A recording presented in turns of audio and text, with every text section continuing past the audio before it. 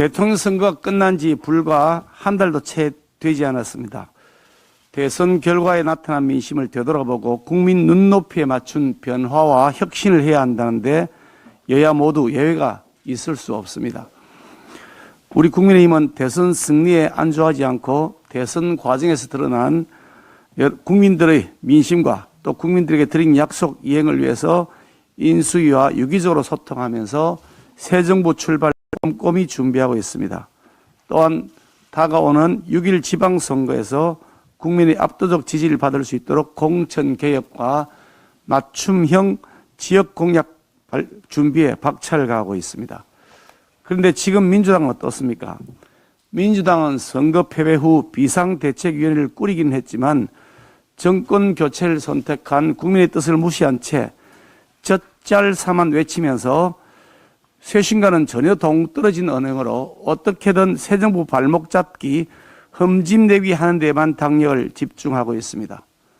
국민의 선택에 따라 당선된 대통령을 윤석열 씨라고 호칭하는가 하면 망나니 운운하는 망발도 하더니 드디어 비대위원장은 구속감, 점령군놀이 같은 거친 발언으로 인수위를 비판했습니다. 완전히 내로남불 아나무인입니다. 문재인 정권이 친정권 인사를 낙하산으로 내려보내 MBC, KBS, YTN 같은 공영 또는 중공영 방송을 문 정권의 홍보 나팔수로 전락시켰고 대선 후에는 자신들이 말을 듣지 않는 종편을 축출시키겠다는 의도로 종편을 2개로 축소시키려는 시도를 한 것, 이런 것이야말로 바로 방송자가 아닙니까? 또한 국민을 위해 성실히 일했던 죄밖에 없는 공무원들을 내쫓고 그 자리에 오로지 점령군 시키는 대로만 할 무능한 인물을 박아넣기 위해 민주당 정권이 저질렀던 횡포는 폭력 범죄적 수준이었습니다.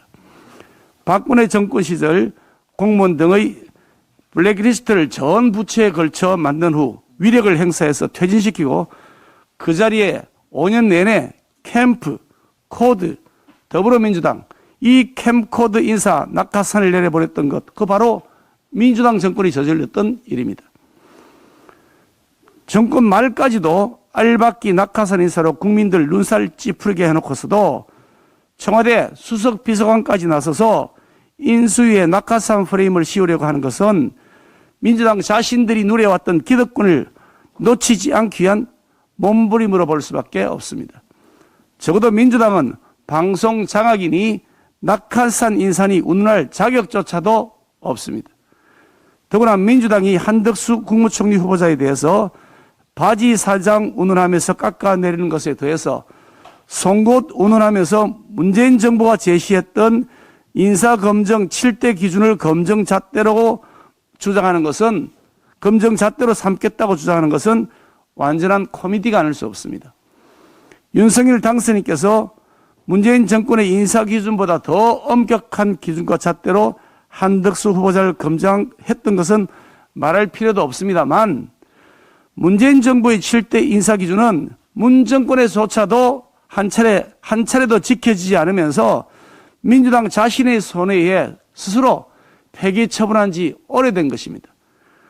자신들이 지키지 않았던 7대 기준을 다시 꺼내 들려거든 적어도 문재인 정권의 원칙 없는 자기 사람 챙기기 인사, 캠코더 인사, 내로남불 인사에 대한 진정한 반성과 사과가 우선돼야 마땅할 것입니다.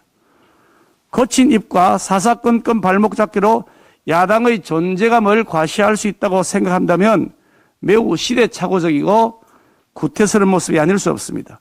우리 정치를 퇴행시키고 국민들의 불쾌감만 유발시키는 꼰대, 수구, 기득권, 이 꼰숙이 정치를 국민들 앞에서 더 이상 내놓지 않기를 바랍니다.